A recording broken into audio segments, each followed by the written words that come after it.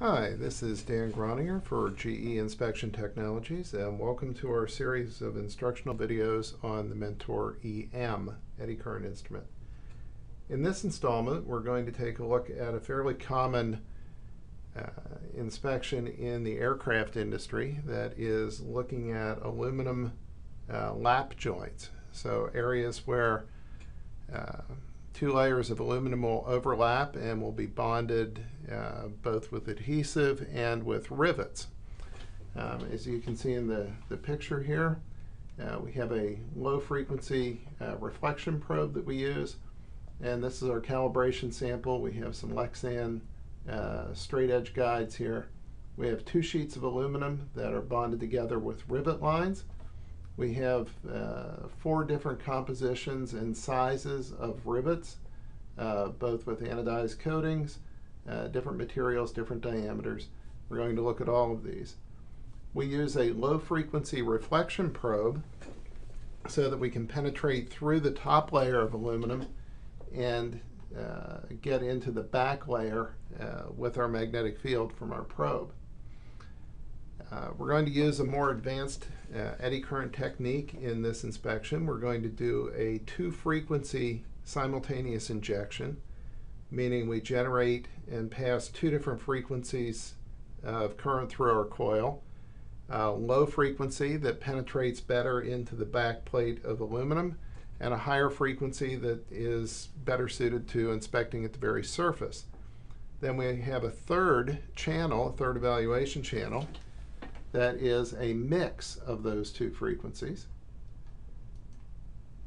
And we set this up in Create. And here you see a screenshot from the channel configuration panel of Create.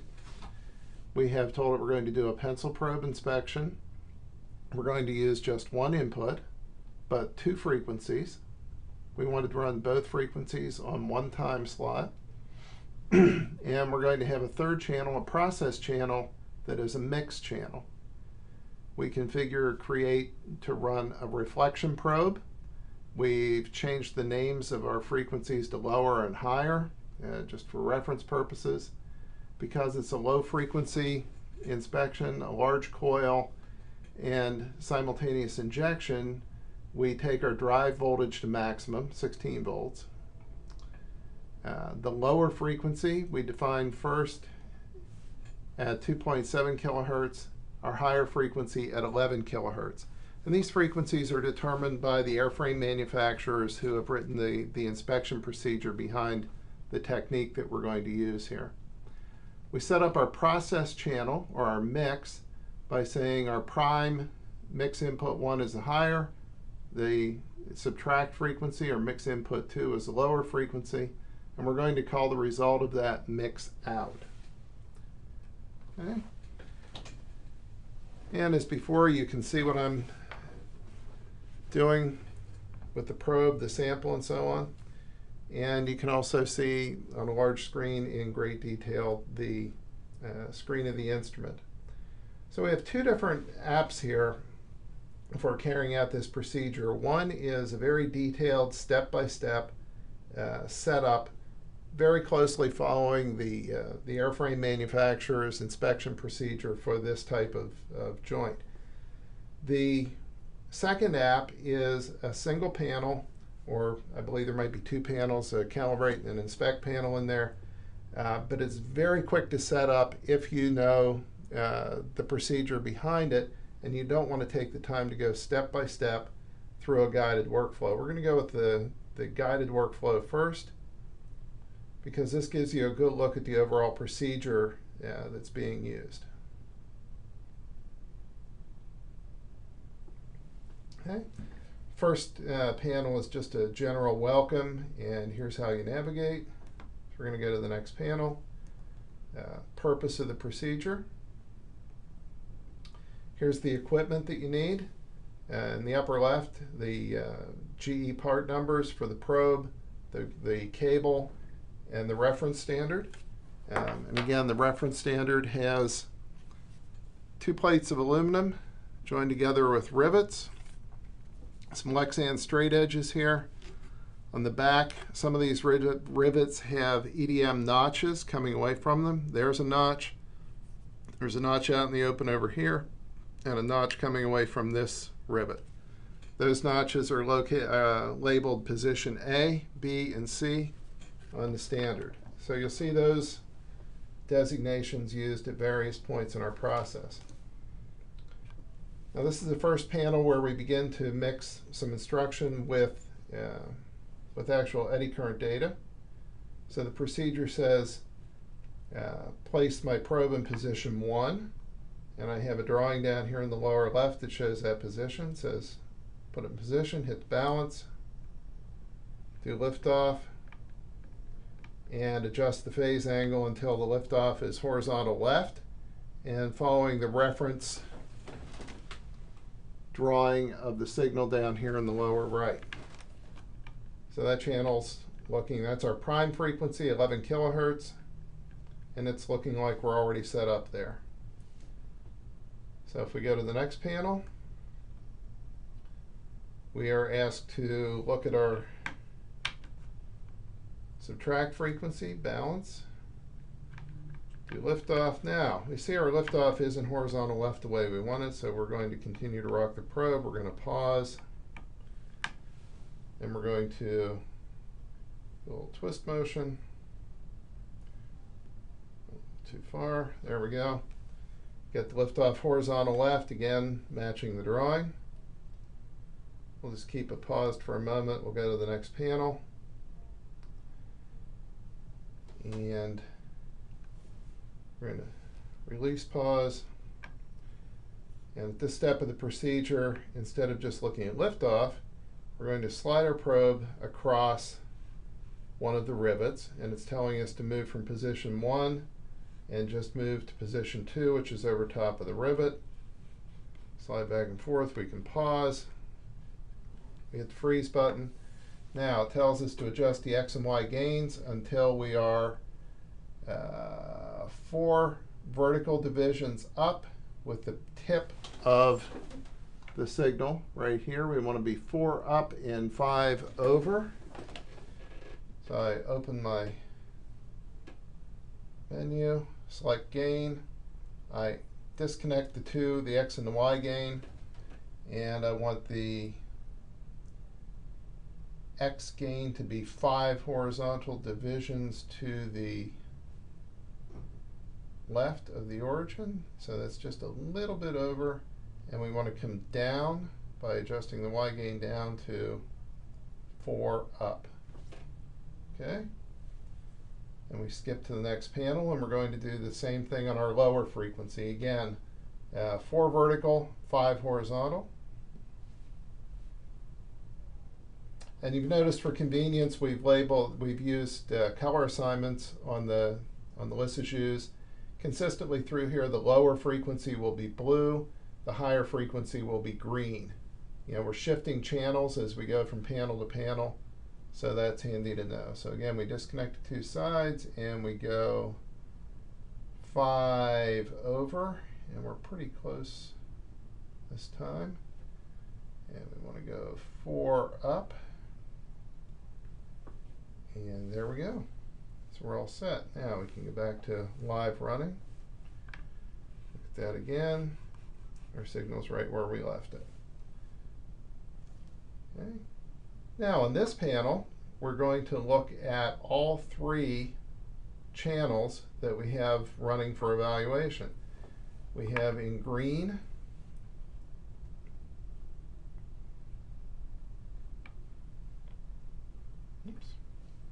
clear our data. In green we have our prime frequency, in blue we have our subtract frequency, and down here in the lower left there's not much going on yet. There's a signal there in magenta that's off screen at the moment, and that is the output of our mix, but we haven't yet calibrated our mix. So what we're going to do is start in position 1, and we're going to slide our probe slowly across. And we're going to go across several good rivets and 1 bad one, and then we're going to freeze.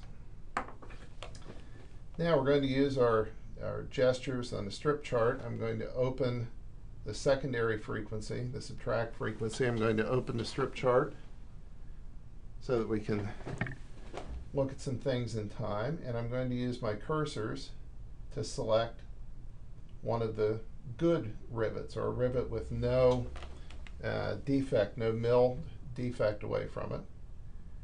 And now what I'm going to do is calibrate my mix, and what I want to do is make those good rivets disappear from the mix signal. So I'll hit my calibrate button, and you notice that on the mix output signal down here, I've got basically just a little noise ball. If I go over a rivet that had a defect, you notice now I've got a substantial indication rising vertically, and that's the difference in signal between the prime and the secondary. You notice they have a different shape. That shape is accentuated and brought out in the mix signal. So there's a good rivet, there's a bad rivet. Okay. Now if we go on to the next panel, it says tells us remain in mix mode. Slide the probe to position 2 on the standard. So there's position 1, slide to position 2, and you notice we have our noise ball. If I continue across to position A, which is clearly labeled on the drawing of the standard, you can see a notch coming away from the rivet at position A. There's that rivet. Okay. Go to the next panel. And because of the efficiency of the mix process in the Mentor, we use a 4-factor mix. This procedure was originally written for older instrumentation and only used a 2-factor mix, where the phase and gain only were adjusted on the subtract frequency before it was subtracted from the prime. In mix, you always try to get the response from the two frequencies to look as much alike as possible, then subtract one from the other, and the result of that subtraction is the mix channel, and that's what we're seeing in the magenta color here.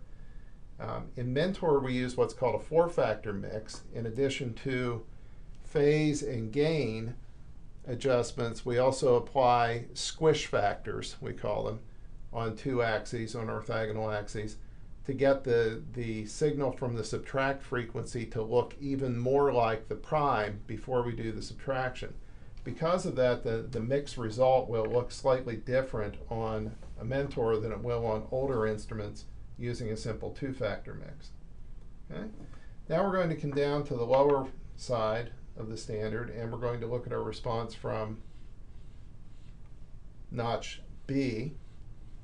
I'm going to pause over that notch, and it says I adjust the vertical gain now until the signal I'm getting from notch B is 4 grid lines high. I come in here, go to Y gain, and I adjust my gain until I have 4 divisions of signal from that notch. Okay, come back and double check, and there's my signal 4 grid lines high. There's my signal from notch A. So we're all looking good at this point. So it asks us to set the alarm gate at 3 divisions high. The alarm gate is already there.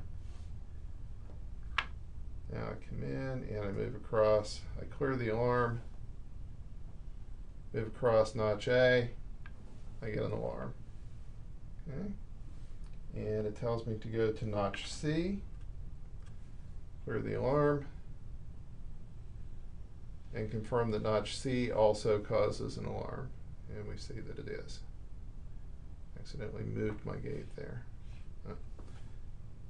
Okay. And final check is put the probe in position 3. Go across the rivet. Go across notch B. And there's my alarm. Okay. And now we're finally at our inspection. And at this point, we would have completed our calibration. If we were in the field doing this inspection, we would now put our probe on the actual rivet line, double tap to do a video balance, and commence inspection. Okay. There we see a flaw. There's good rivets, good rivets. There's our notch in free space.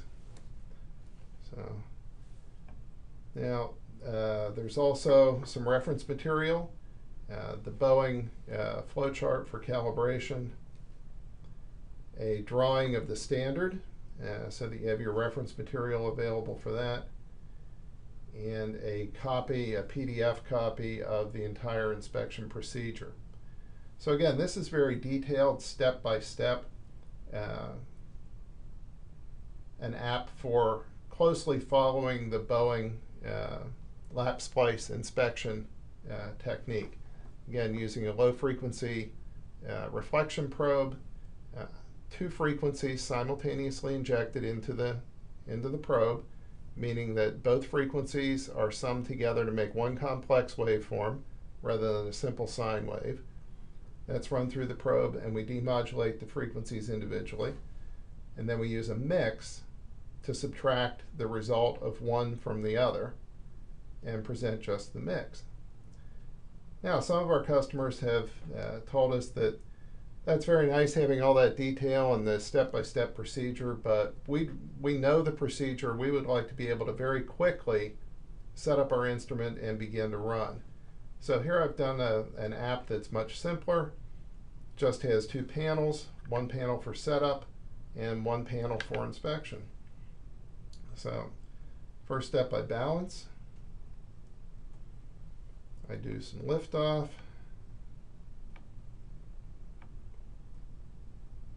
I run my probe over a couple of good rivets and run my probe over a bad rivet. Then we will pause, open up our strip chart, look at our liftoff signal. First thing we want to do is rotate phase.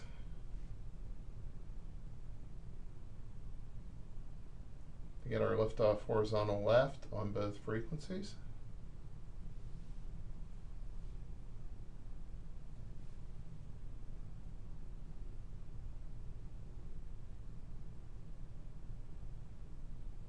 Okay.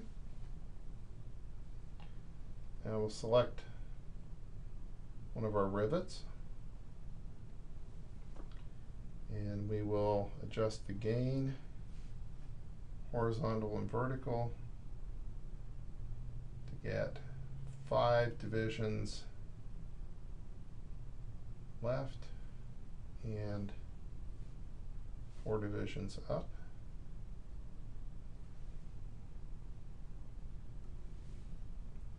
Do the same down here.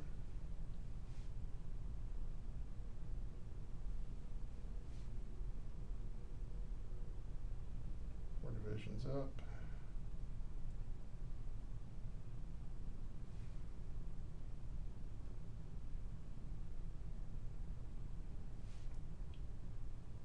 Five divisions left, more or less correct.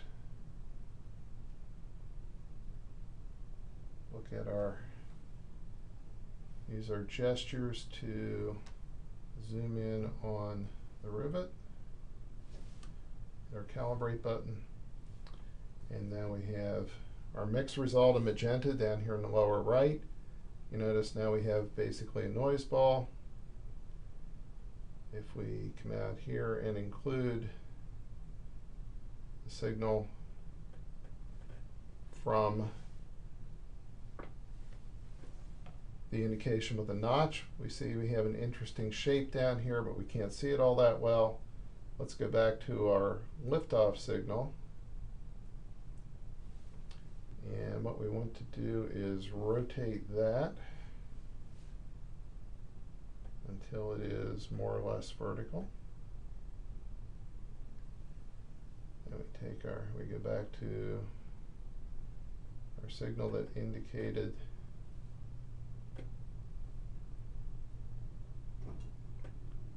there it is. Signal with the notch coming away from it.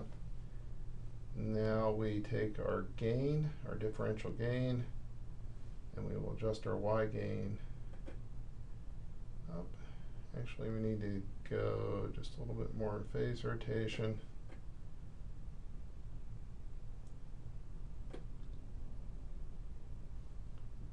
Tiny bit more.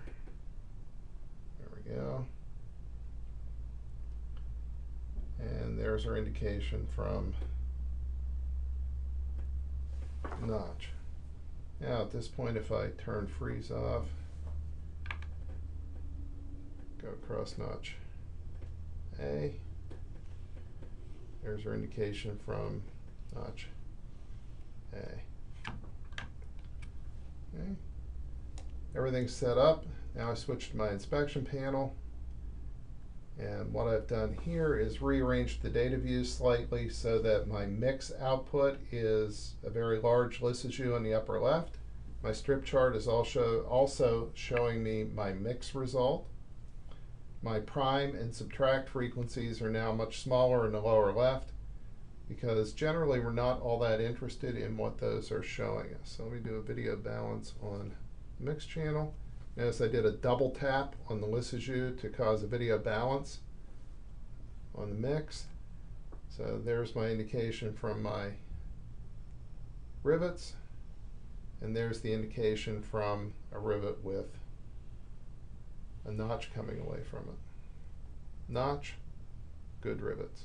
If I come down to my B indication, actually that's the C indication there. C indication, good rivets, good rivets, good rivets, and the notch at B. So notch at B. And I may want to increase my gain a bit so that notch at B is about 4 grid divisions high. So there we are at 4 grid divisions. Notch at C. A rivets, A notch. Okay, so that is the Boeing lap splice inspection using 2 frequencies and the mix feature of the Mentor. Again, this is Dan Groninger for GE Inspection Technology, and thank you for joining me today.